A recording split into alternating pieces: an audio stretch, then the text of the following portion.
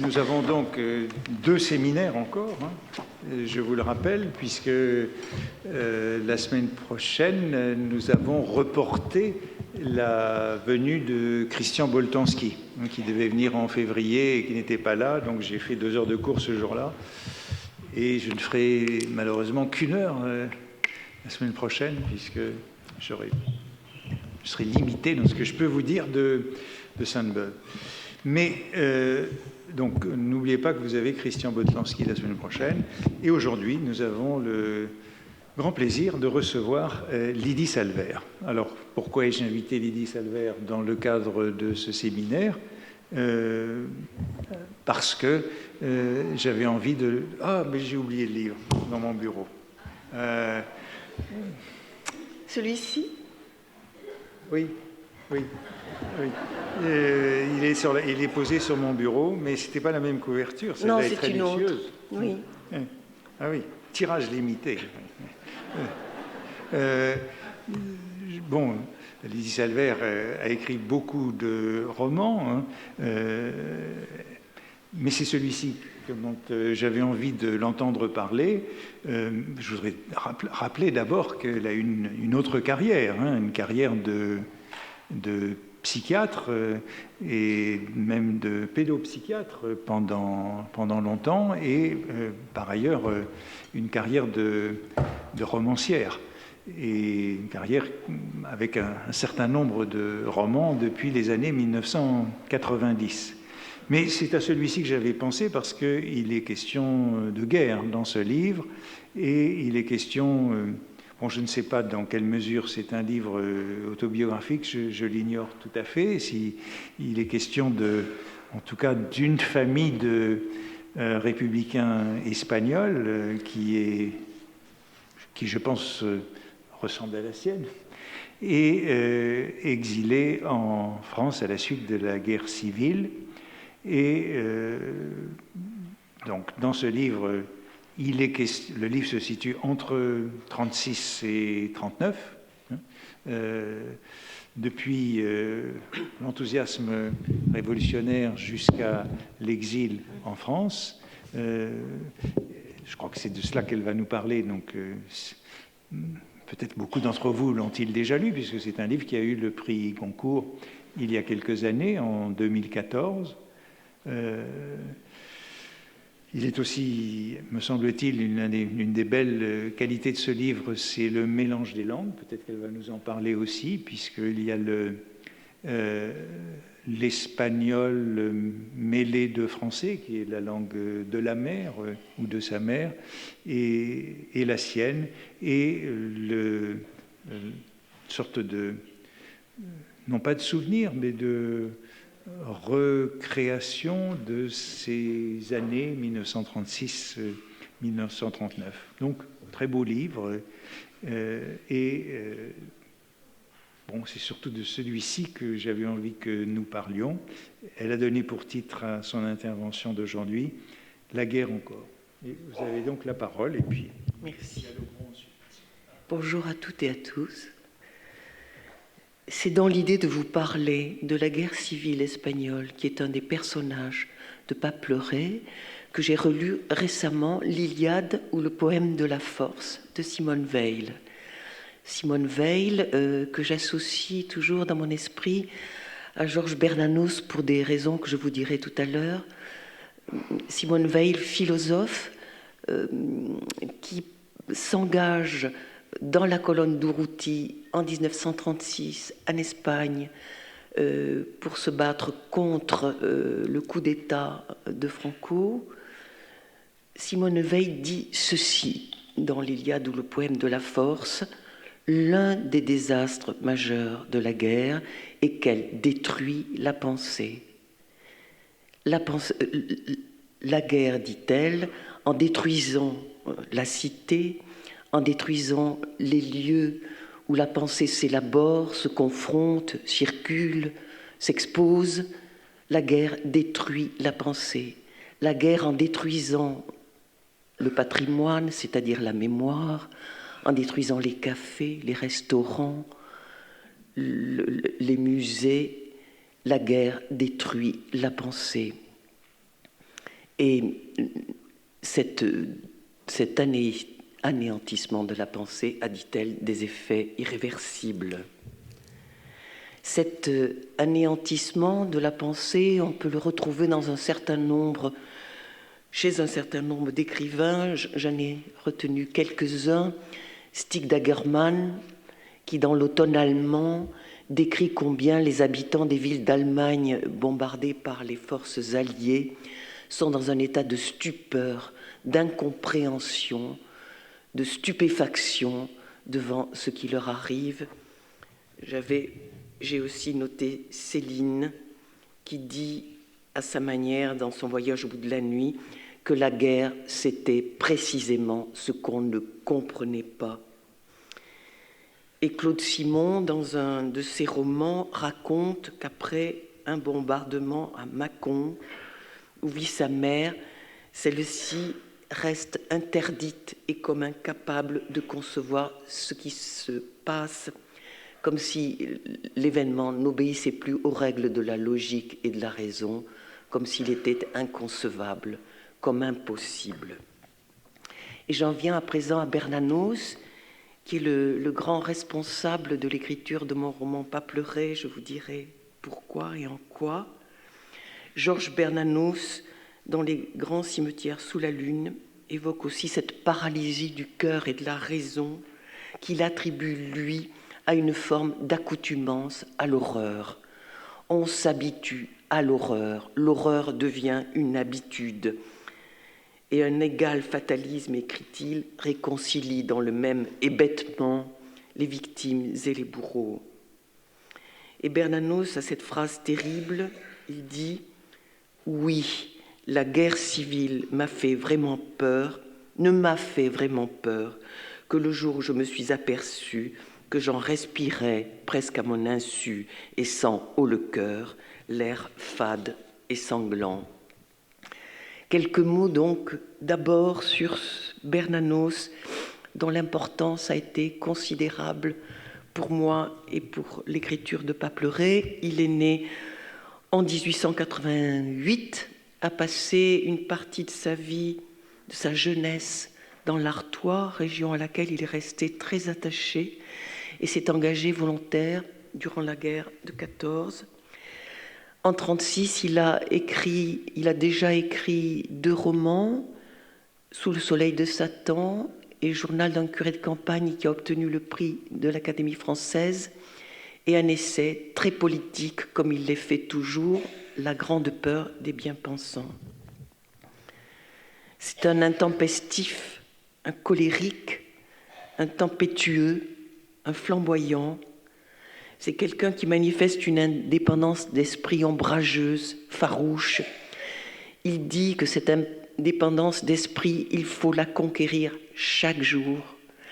Il dit que cette indépendance d'esprit consiste à accueillir la vérité d'où qu'elle vienne, accueillir la vérité d'où qu'elle vienne, qui est l'exercice le plus difficile qui soit, me semble-t-il.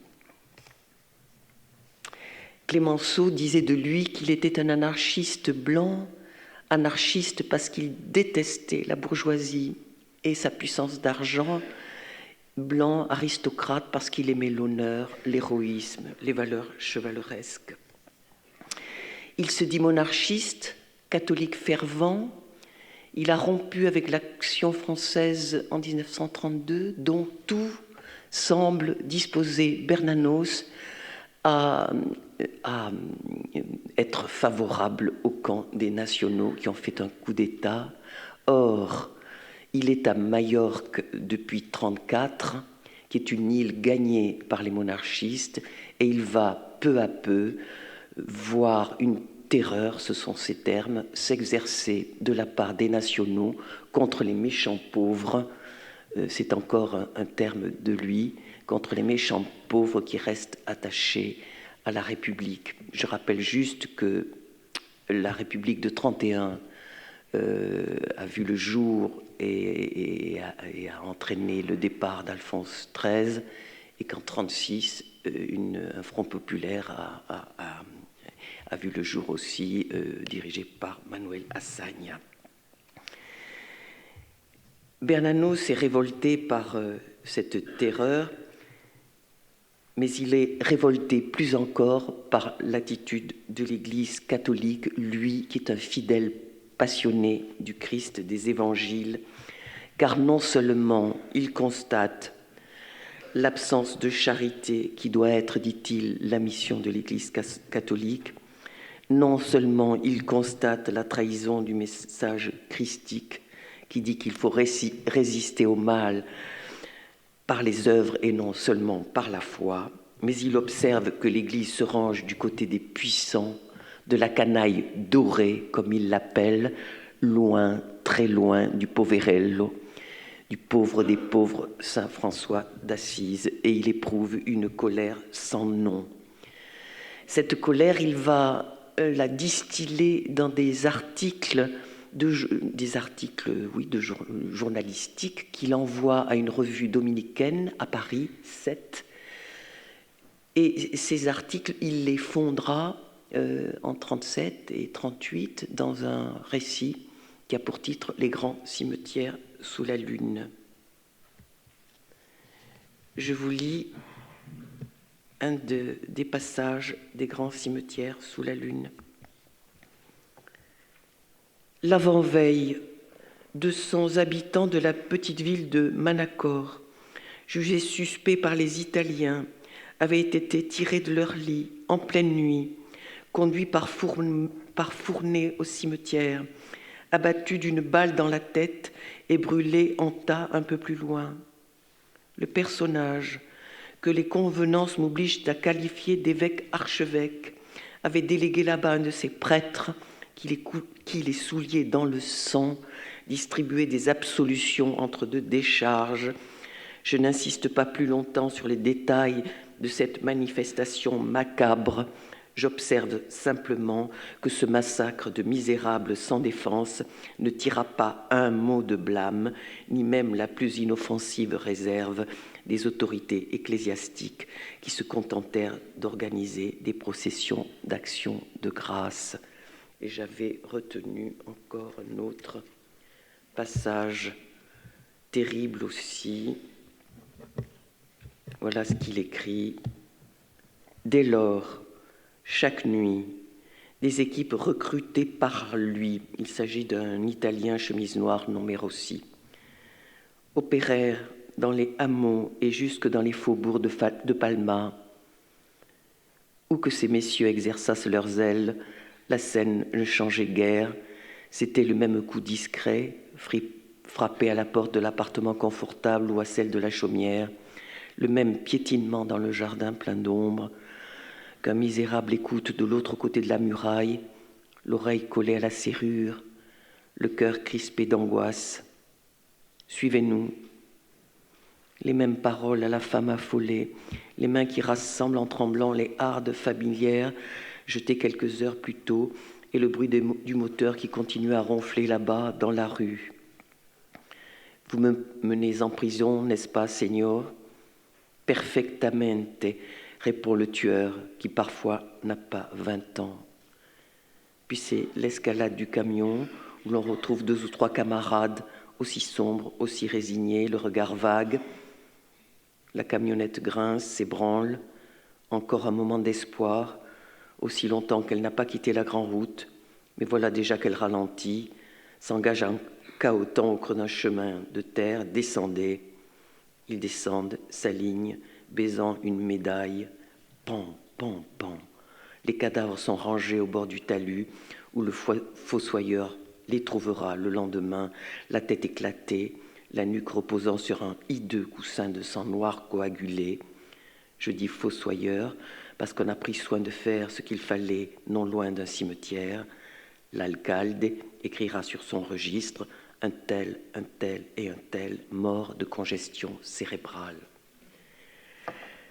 Je lis Les grands cimetières sous la lune en juillet 2013 et je reçois un coup, mais vraiment un coup au cœur, autrement plus violent que celui que j'avais reçu à la lecture de Hemingway, Pour qui sonne le glas, l'espoir de Malraux, et autres textes et autres romans sur la guerre d'Espagne, et autrement plus violents aussi que les témoignages de mes parents qui vécurent la guerre d'Espagne. Oui. Nicolas de Staël disait « Je ne peins pas ce que je vois, je peins le coup reçu ». Eh bien, je peux dire que Pas pleurer a été la tentative d'écrire le coup reçu. Je vais donc écrire ce roman en croisant deux voix, la voix de Georges Bernanos, nocturne, désespérée, tragique, révoltée, et la voix d'un personnage féminin du prénom de Montse qui ressemble étrangement à ma mère.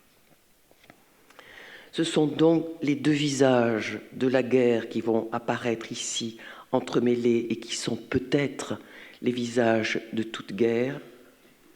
Bernanos va prendre en charge la guerre atroce, la guerre injuste, la terreur pure, l'effroi, la lâcheté, l'apathie consentante, l'indifférence, l'abandon de tout principe moral et les meurtres ordinaires commis en commun.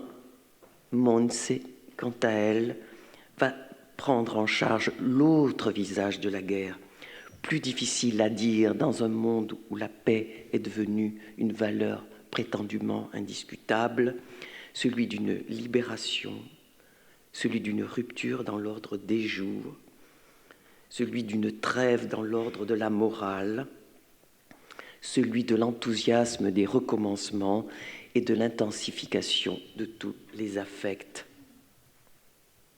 Alors, la face sombre, d'abord, de la guerre, celle que ne cesse de dénoncer Bernanos dans Les grands cimetières sous la lune, celle aussi que déplore Simone Weil en constatant que dans l'atmosphère du combat, du meurtre quotidien, se perdent les objectifs et les aspirations qui animaient précisément le combat et s'efface le sens de la lutte.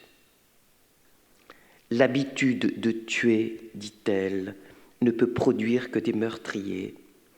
Et elle écrira une lettre magnifique à Bernanos qu'il gardera toute sa vie dans sa poche et dont je vais vous lire un extrait.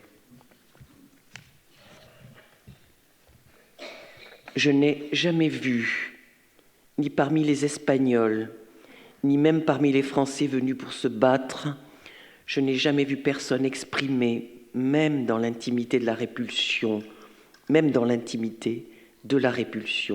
du dégoût ou seulement de la désapprobation à l'égard du sang inutilement versé. Vous parlez de la peur. Oui, la peur a une part dans ces tueries, mais là où j'étais, je ne lui ai pas vu la part que vous lui attribuez. Des hommes apparemment courageux, au milieu d'un repas plein de camaraderie, racontaient avec un bon sourire fraternel combien ils avaient tué de prêtres ou de fascistes, terme très large. J'ai eu le sentiment que lorsque les autorités temporelles et spirituelles ont mis une catégorie d'êtres humains en dehors de ceux dont la vie a un prix, il n'est rien de plus naturel à l'homme que de tuer, quand on sait qu'il est possible de tuer sans risquer ni châtiment ni blâme, on tue, ou du moins on entoure de sourires encourageants ceux qui tuent. Si par hasard on éprouve d'abord un peu de dégoût, on le tait et bientôt on l'étouffe, de peur de paraître manquer de virilité. Il y a là un entraînement, une ivresse à laquelle il est impossible de résister sans une force d'âme qu'il me faut bien croire exceptionnelle, puisque je ne l'ai rencontrée nulle part. La guerre donc, face atroce, face brutale et déshumanisante.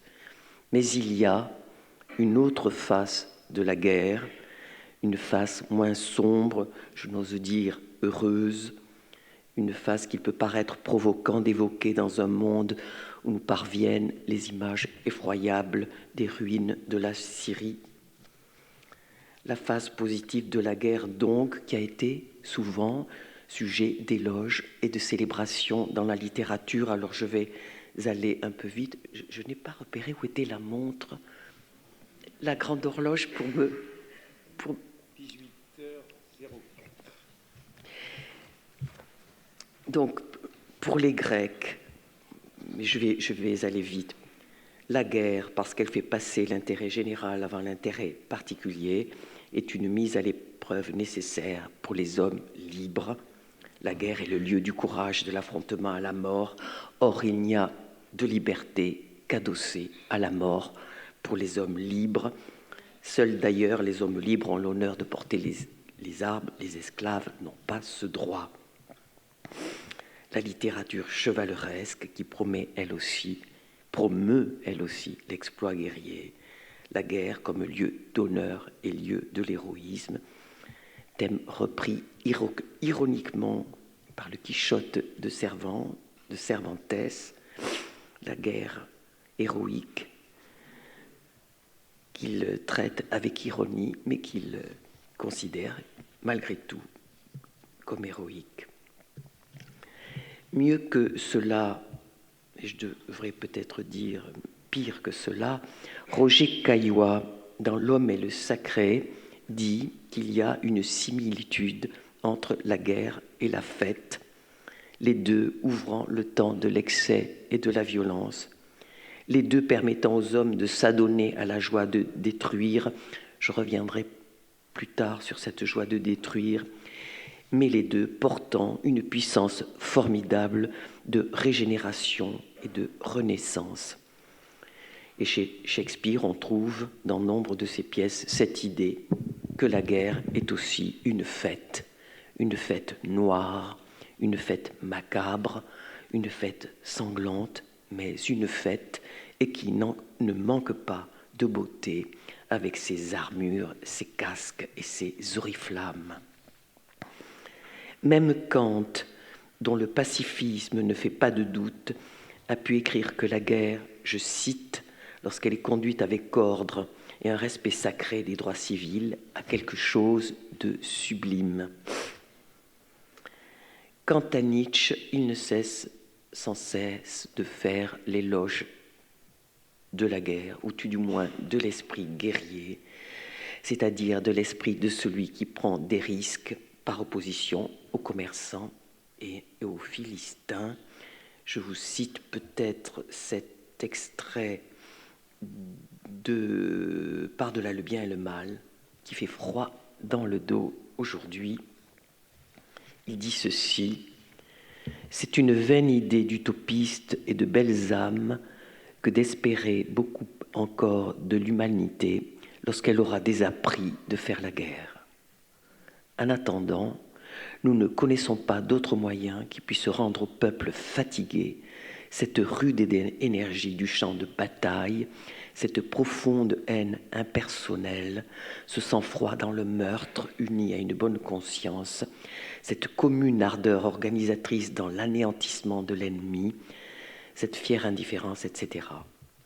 Sans doute, on inventera sous diverses formes des substituts de la guerre, mais peut-être feront-ils voir de plus en plus qu'une humanité d'une culture aussi élevée et par là même aussi fatiguée que l'est l'Europe aujourd'hui a besoin non seulement de guerre, mais des guerres les plus terribles. Et hier, vous me citiez Teilhard de Chardin, pour qui la guerre n'était certes pas une fête, mais qui fut l'occasion, je crois, mais vous nous en parlerez peut-être, d'une expérience intérieure profonde et décisive. Bref, un certain nombre de textes nous disent que la guerre n'est pas seulement la barbarie, n'est pas seulement l'absence de compassion et l'indifférence mortelle, n'est pas seulement l'enfer avec ses épouvantes et toute son ordure. La guerre, et c'est aussi cela qui est très difficile à dire, la guerre est peut-être l'occasion d'une délivrance et d'un recommencement. C'est en tout cas ce qu'éprouvent certains personnages de Pas pleurer au début de la guerre civile espagnole. Il faut savoir, mais vous le savez sûrement, que l'Espagne a une longue tradition anarcho-syndicaliste et que, en même temps que le pronunciamento est prononcé le 18 juillet 1936 et la guerre déclarée, la guerre et le coup d'État vont être escortés d'une révolution libertaire. C'est un aspect peut-être assez méconnu de la guerre d'Espagne. C'est ce que Hans Magnus Eisenberger a appelé le bref été de l'anarchie.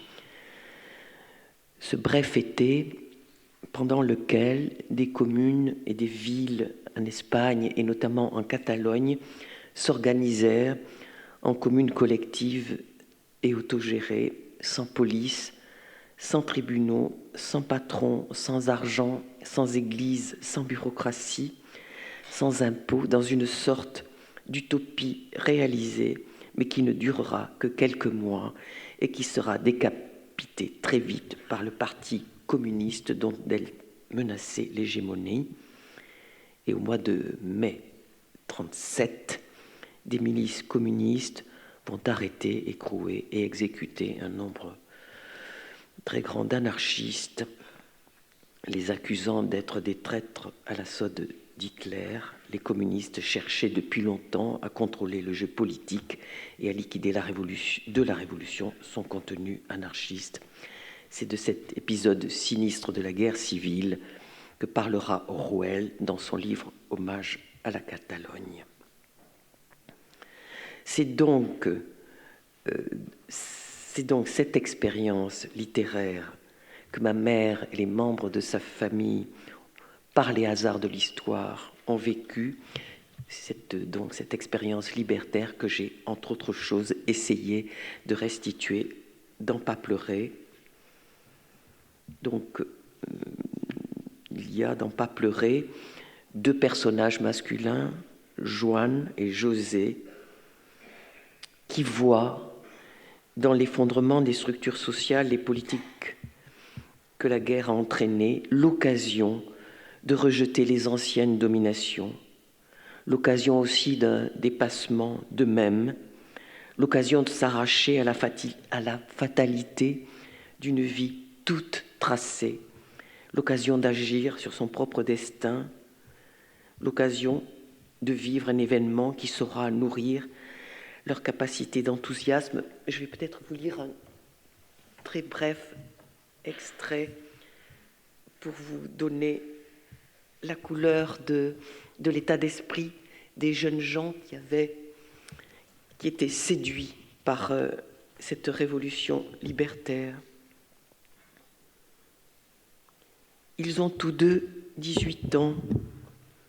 Ils sont nés tous deux dans un village où les choses infiniment se répètent à l'identique, les riches dans leur faste, les pauvres sous leurs faits.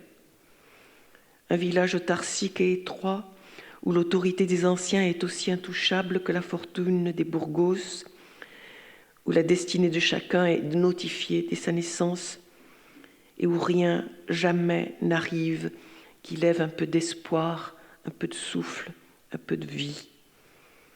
Ils ont tous deux grandi dans un endroit écarté du monde, parcouru seulement par des ânes mélancoliques et les deux automobiles que compte le village, la camionnette déglinguée du père de Joan qui va vendre les légumes à la ville et la Hispano Suiza de Don Jaime, un trou perdu où ni la télévision, ni le tracteur, ni la motocyclette n'ont encore fait leur apparition, etc., etc. Tous deux se sont heurtés à l'autorité de leur père, sévère par tradition, adepte par tradition de l'éducation filiale à coups de ceinturon, convaincu par tradition que les choses doivent rester à tout jamais ce qu'elles sont et fermé par tradition au dialogue père-fils, les paroles paternelles opérant selon la logique implacable du « c'est comme ça et pas autrement », l'unique qu'ils connaissent et qu'ils estiment juste. Et brusquement, à l'érima, tous deux découvrent des thèses qui s'opposent furieusement à cette vision immuable qu'ils pensaient être la seule concevable. Ils apprennent que les choses peuvent se chambouler, se défaire, se foutre en l'air, que l'on peut refuser sans que le monde croule les discours coutumiers, que l'on peut dire non aux nuistres, aux arrogants, aux tyranniques, aux serviles, aux pleutres, et tout balayer, putain, tout balayer, balayer toute cette misère qu'ils exècrent. Et leur vitalité naturelle est attirée par cette vague houleuse qui fiche tout par terre et fait reverdir les désirs. Ils se laissent emporter par sa crue. Ils rêvent d'actes séditieux, d'insolences grandioses, de choses immenses et inconnues qui s'étendront au-delà de leur vie et marqueront l'histoire. Ils croient à une révolution complète des esprits et des cœurs. Ils croient à cet enchantement. Ils disent qu'ils savent à présent où mettre leur courage. Ils disent qu'ils ne supporteront plus de laisser leurs désirs à la porte d'eux-mêmes, comme un paraguas en un pasillo, que leur père se foute bien ça dans le crâne, fini les peurs et les abdications, queremos vivir. Ils vont déchanter très vite. Même enthousiasme pour le personnage féminin de Montse, même enthousiasme au départ de la guerre, il faut le préciser, qui a 15 ans, en 1936, qui vit dans un village de Catalogne écarté du monde, entre une mère dévote et un père autoritaire, et pour qui la guerre, aussi paradoxale que cela puisse paraître, est vécue comme une émancipation. Montse se préparait à être domestique, la guerre va l'en dispenser. Elle vivait dans un village loin de tout. La guerre va la jeter dans la grande ville où elle va découvrir, émerveiller d'autres façons de vivre et de penser. Elle va découvrir, émerveiller l'existence du luxe, des réfrigérateurs, de l'électricité, de l'eau courante, l'existence des cafés où les conversations s'enflamment. Elle qui était ignorante de tout et qui vivait sous cloche. Elle découvre surtout le droit de parler, le droit d'habiter son corps et le droit de vivre une histoire d'amour d'autant plus passionnée qu'elle se sait précaire. Aux situations extrêmes, sentiments extrêmes, et s'il est vrai que la guerre exacerbe les passions tristes, la peur, l'angoisse, l'égoïsme, la rancœur, l'indifférence, Bernanos nous l'a dit, elle exacerbe aussi, et c'est son autre visage, la solidarité, les fraternités sans terre, comme le disait magnifiquement Tsvetaeva, ces fraternités sans terre qui conduiront de nombreux jeunes gens en 36 et 37, parmi lesquels Malraux, à s'engager dans les brigades internationales. Et bien évidemment, la guerre exacerbe les sentiments amoureux. Les histoires d'amour sur fond de guerre dans la littérature comme au cinéma sont innombrables et je ne vais pas les citer toutes, mais j'en ai juste retenu une qui me semblait emblématique, celle chantée par Apollinaire dans ses poèmes à loup, où l'amour et la guerre sont toujours inextricablement liés. Je vous lis ces quelques vers. Les canons, membres génitaux, engrossent l'amoureuse terre. Le temps est aux instincts brutaux, pareil à l'amour et la guerre. Pareil à l'amour et la guerre. Et dans un autre poème dont le titre est « Merveille de la guerre », il écrit ceci qui paraît assez incompréhensible aujourd'hui, que c'est beau ces fusées qui illuminent la nuit.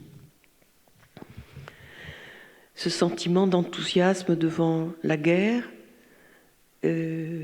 Baudelaire le vit aussi pendant la Révolution de 1948.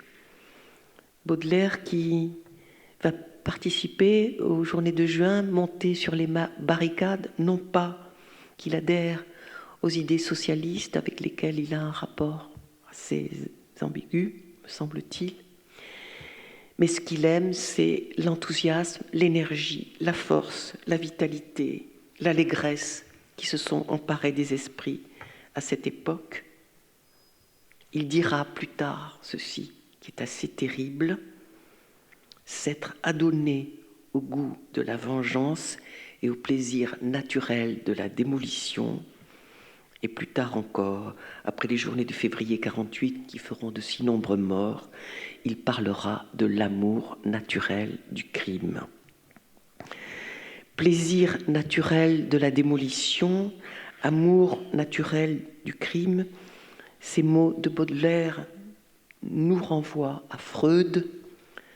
Freud qui écrit dans Considérations actuelles sur la guerre et la mort: nous descendons d'une lignée infiniment longue de meurtriers qui avaient dans le sang le plaisir du meurtre, comme peut-être nous-mêmes encore. Il y a peut-être encore en nous un plaisir au meurtre. Il y a peut-être sûrement en nous une pulsion de mort que Freud oppose à la pulsion de vie. Et cette pulsion de mort, ce désir de désastre, ce goût de détruire, peuvent trouver à s'assouvir dans la guerre. Il y a en l'homme une part nocturne, une part opaque, dit-il, qui peut lui faire désirer sa propre destruction. La poétesse Sylvia Plath, qui souffrait de mélancolie, avait écrit « Il y a en moi un moi assassin qui veut ma propre mort ». Mais il y a une part nocturne en l'homme qui lui fait aussi désirer la destruction des autres.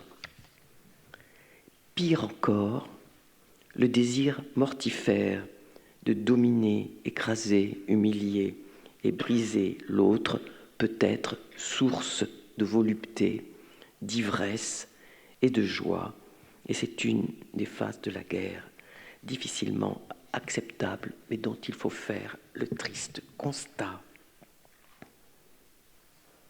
Peut-être une dernière citation de Nietzsche qui évoque cette ivresse de détruire. Il dit ceci: ces hommes qui, chez eux, sont tenus si sévèrement dans les bornes par la coutume, le respect, l'usage et la surveillance réciproque, ces mêmes hommes se montrent au dehors, là où l'étranger commence, pas bien meilleurs que les bêtes fauves déchaînées. Ils jouissent alors d'être libérés de toute contrainte sociale. Ils se dédommagent dans les pays incultes de la tension d'un long internement, d'une longue contrainte dans la paix de la communauté. Alors ce ne sont que meurtres, incendies, viols joyeux. La superbe bête de proie blonde reparaît, qu'elle soit romaine, arabe, germanique, japonaise, homérique ou scandinave. Cette autre phase de la guerre, sans doute la plus effrayante, la plus scandaleuse, la plus inacceptable, qu'il est impossible de faire comme si elle n'existait pas, n'est pas présente dans Pas pleurer.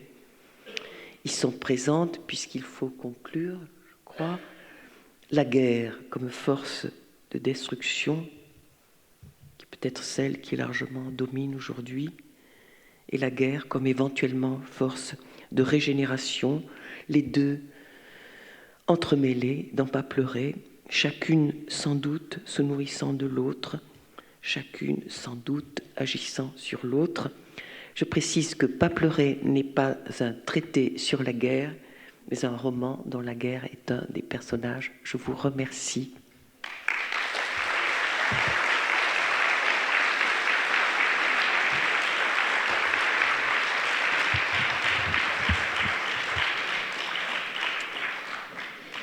Merci beaucoup de cette réflexion à partir du roman Pas pleurer. Oui, j'avais omis en vous donnant la parole de mentionner ce qui est sans doute le plus frappant dans ce roman, c'est ce double registre. D'un bout à l'autre, la présence des grands cimetières sous la lune de Bernanos, qui, vous l'avez dit, a donné l'impulsion initiale au livre, et le passage incessant de Bernanos à l'expérience de cette jeune fille dans ce village. Et vous l'avez dit, parce qu'en même temps, c'est le récit relatif à cette jeune fille, c'est plus ou moins l'expérience de votre mère. Oui. Donc sur un petit théâtre, puisque c'est le village et ce qui se passe dans le village, et en même temps c'est la présence du livre de Bernanos qui permet d'élargir, de donner le contexte de cette guerre. Et alors, si on pense à ce que vous venez de dire, dans le village, au fond, la guerre est absente, sauf à un moment, une action où le frère meurt, où son frère meurt. Donc c'est, au fond, s'il peut, enfin c'est pour vous poser cette question, s'il peut y avoir enthousiasme et libération, c'est parce que la guerre est loin. Et le jour où la guerre s'approche, absolument, eh bien c'est la mort. Et c'est le désastre, et le frère meurt. Donc, ne pourrait-on tout de même pas dire que, oui, l'enthousiasme est lié à cette guerre à distance. Est-ce que c'est la beauté de la guerre, ou est-ce que c'est... C'est l'idée que la guerre va, en faisant s'effondrer tel système, va permettre un renouveau, croit-il. Oui. Mais vous avez comparé à Baudelaire, par exemple. Baudelaire, c'est la Révolution de 48 qui est enthousiasme. Oui. C'est la Révolution, c'est... est-ce qu'on ne devrait pas plutôt penser là que c'est le caractère révolutionnaire de la circonstance qui donne l'enthousiasme? Puisque dans le village, bon, il y a les anarcho-syndicalistes et les communistes. Bon, avec cette petite guerre entre eux... Des guerres affectives, surtout, d'ailleurs, entre les deux. Et c'est la dimension révolutionnaire qui apporte le bonheur et l'enthousiasme. Sans doute, sans doute. Je pense que tant que je crois que c'est Sioron qui a eu une critique terrible de l'utopie. Il dit... Tant que le rêve reste rêve, les hommes sont fascinés par l'utopie. Dès que la béatitude, dit-il, est réglementée, dès que le bonheur est obligatoire, dès que le rêve donc n'a plus rien à accomplir, le rêve de l'utopie s'effondre. Ils sont dans cette situation, ils rêvent l'utopie, et ils vont déchanter à peu près dès qu'ils arriveront à Barcelone, puisqu'ils entendront, et je me suis servi de la lettre de Simone Weil pour écrire cet épisode, ils entendront des gens de leur camp, des hommes de leur camp, se réjouir de la mort de prêtres, ce qui constitue pour le personnage sa limite, comme pour Simone Weil. La guerre est rêvée comme un avenir possible d'émancipation tant qu'elle est rêvée. Tant qu'elle est rêvée. Oui. Et oui, une autre question que je me posais, vous parliez au début de cette guerre comme fête, et cette guerre comme régénération. N'était-ce pas quelque chose qu'on pouvait dire de la guerre avant la guerre moderne? Avant la guerre moderne, oui, peut-être. qui précisément a perdu toute dimension chevaleresque. Et, enfin, je pense au cours que j'avais fait il y a quelques années sur les écrivains et la guerre de 14-18. C'est la dernière guerre lyrique, peut-être. Je dirais qu'elle est... Non, c'est fini. Elle l'est même plus. Elle l'est même plus. Elle l'est même plus, puisque c'est toujours cette expérience de guerre mécanique. De guerre mécanique et non plus de guerre humaine, de guerre industrielle, et non plus de guerre humaine. Oui, donc la dimension... il n'y a plus de dimension chevaleresque, il n'y a plus de dimension d'honneur. C'est une guerre anonyme. Alors... Donc la face émancipatrice est très difficile. Sinon impossible à distinguer. À inscrire dans une guerre bien moderne. Bien sûr. D'autant que les moyens mis en œuvre au service de la destruction sont monstrueux. Deviennent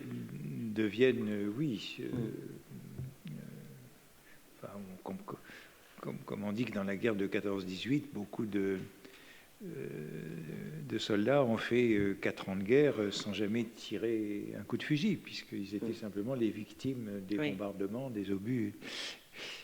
Et alors, autre chose à la manière dont vous parlez, c'est une question.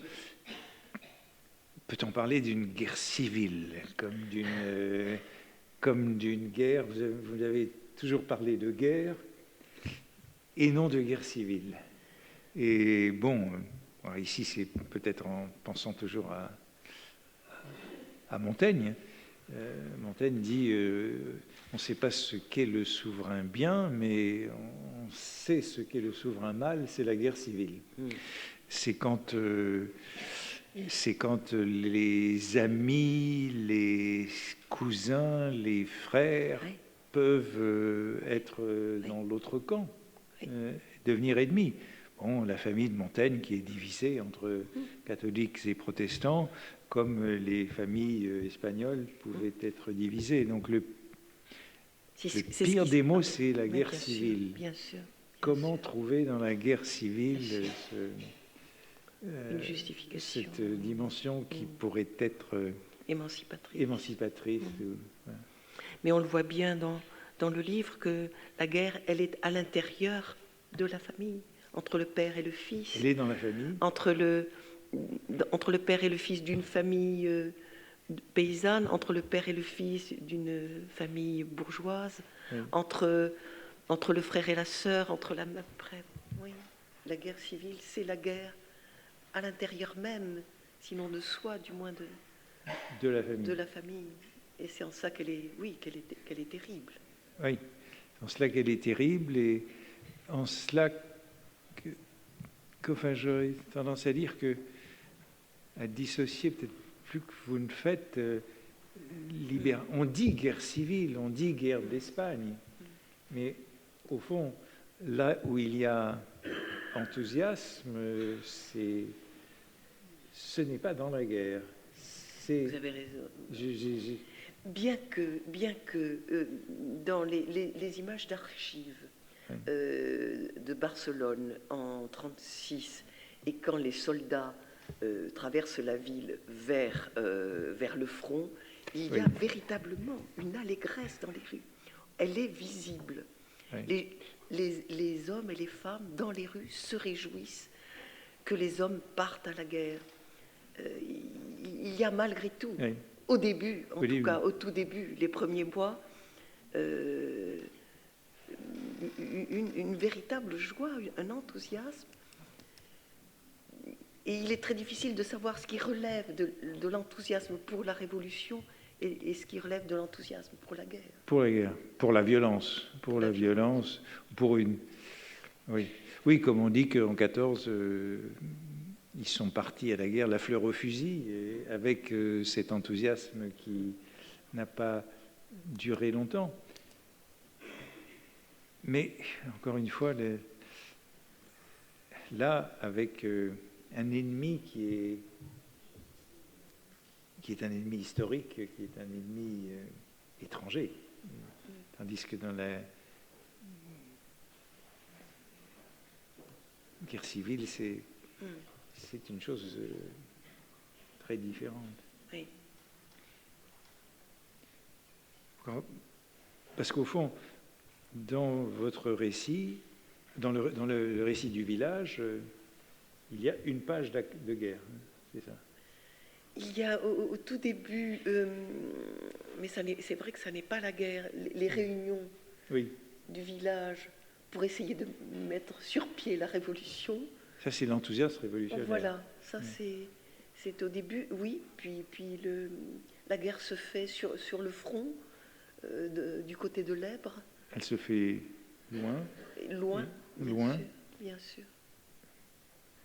Mais les passions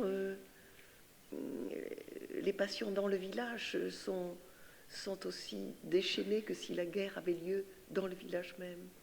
Les pour et les contre, les règlements de compte, les vengeances, etc., sont aussi violentes que si la guerre sévissait dans le village même. C'est ça aussi qui est terrible et difficile à comprendre. Maintenant, si on en vient aux dimensions peut-être plus personnelles de ce livre, c'était un livre que vous deviez écrire depuis longtemps. Est-ce qu'on pourrait dire que, bon, puisque c'est au fond un livre d'expérience inaugurale, est-ce que c'était le livre que vous saviez que vous deviez écrire depuis longtemps? Mais encore aujourd'hui... Ou vous avez trouvé Bernanos et qui a permis de l'écrire? Mais encore aujourd'hui, je me demande si, n'ayant pas lu Bernanos, je l'aurais écrit. Je ne suis pas sûre. C'est vraiment Bernanos qui me convoque. Mais vraiment, c'est cette lecture des grands cimetières sous la lune qui en quelque sorte m'oblige, est un grand mot, mais me jette dans l'écriture. Et d'ailleurs, je vais commencer le livre sitôt le livre refermé, les grands cimetières sous la lune refermés. Dans l'instant qui suit la fermeture du livre, j'écrirai les 4 premières lignes.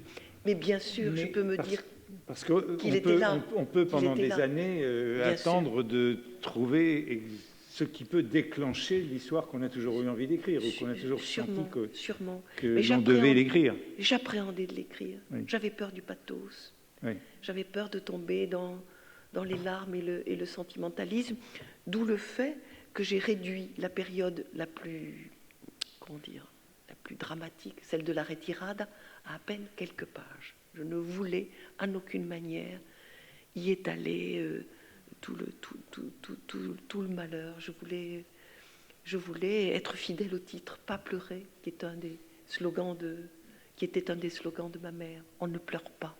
Donc la troisième partie du livre, très réduite, très courte, qui est une sorte d'épilogue, qui se présente dans le livre tel qu'il est comme l'épilogue. Mais je ne sais pas. Je ne sais pas si je l'aurais. Je ne sais pas. Le fait est que je l'ai écrit de façon très aisée, très facile, à la différence d'autres textes qui m'ont demandé bien plus de travail. Celui-ci venait facilement, très facilement, d'un jour l'autre, et avec bonheur.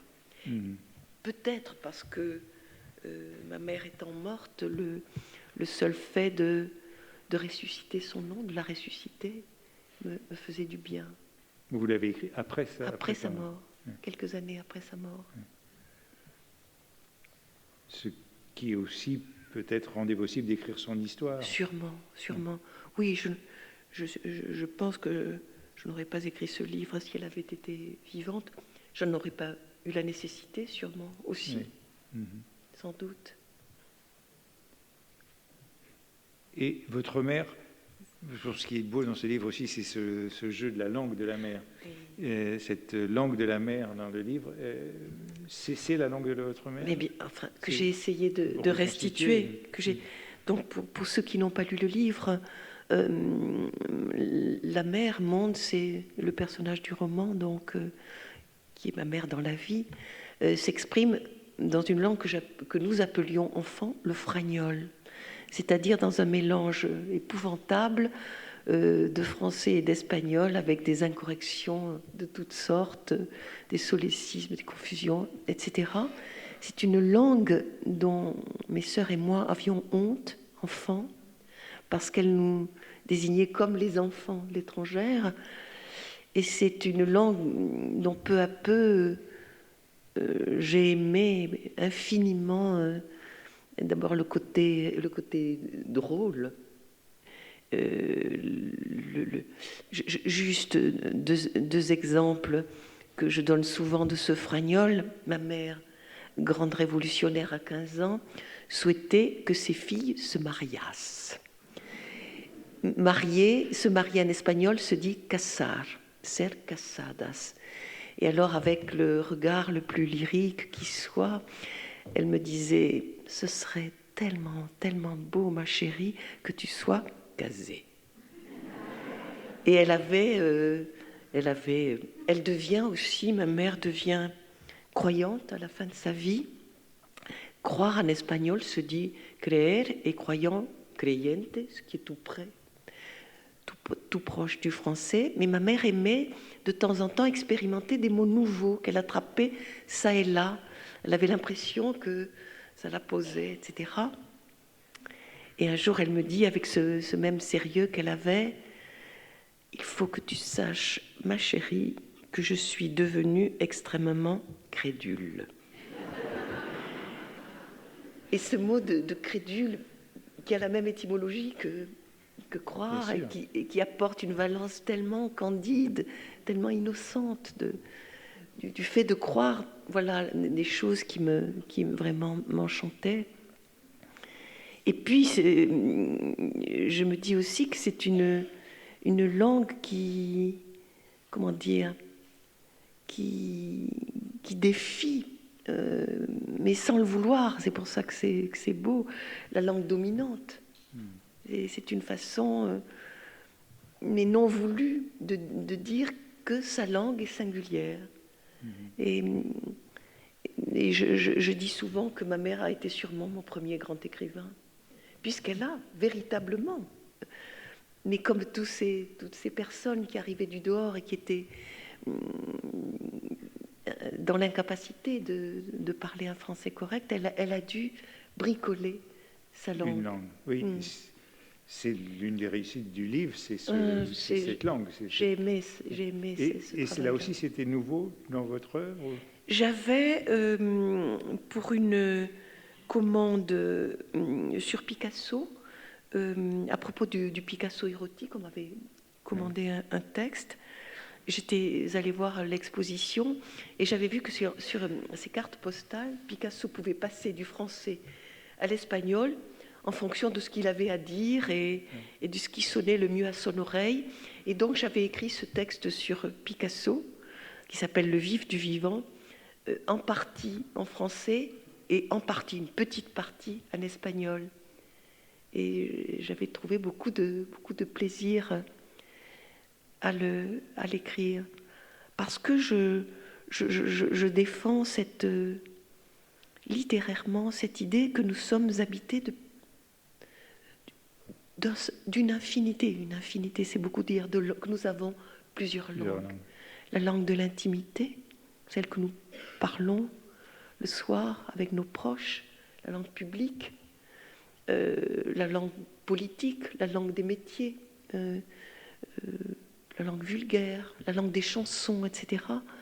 Nous sommes habités d'une infinité de langues et souvent nous renonçons à ces langues pour nous plier à la langue du 20h.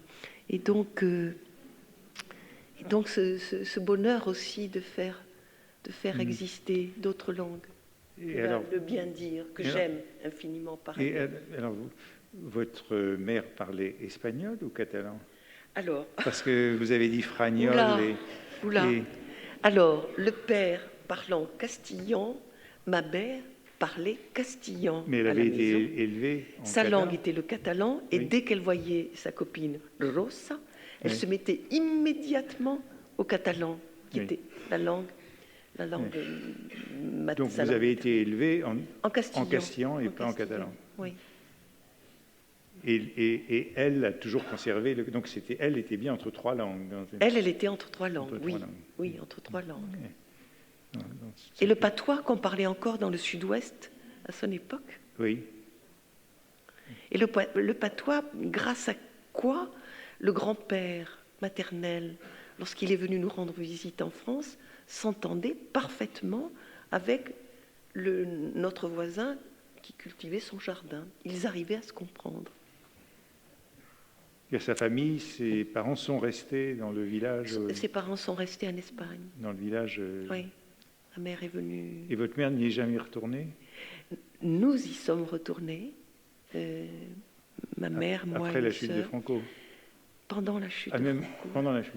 Et c'est un souvenir assez contrasté parce que il y avait l'expérience de ma mère qui était plutôt mal à l'aise parce qu'elle devait affronter ceux dans le village qui ne la saluaient pas. Qui la reconnaissait? Bien sûr. 60... combien d'années après? 36, on a dû y revenir dans les années... 40 ans après? Oui. 40 ans après. Et donc elle était la rouge encore. Elle était la rouge pour les gens du village. Pour les gens du village. Et mes sœurs et moi étions, comme elle était émerveillée par la ville, les réfrigérateurs et l'eau courante, nous étions émerveillés par le fait que ma mère allait chercher l'eau avec son cantaro sur la tête à la fontaine. C'était encore ça.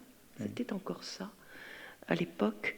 Et donc nous étions absolument insensibles, en tout cas les enfants, à cette atmosphère et à cette atmosphère plutôt répressive qu'il y avait pendant ces années du franquisme en Espagne.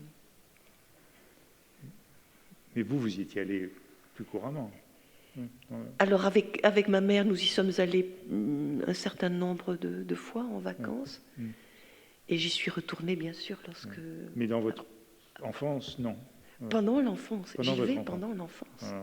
C'est pendant l'enfance que je m'émerveille de l'Espagne franquiste, du village avec des ânes, encore peu d'automobiles, etc.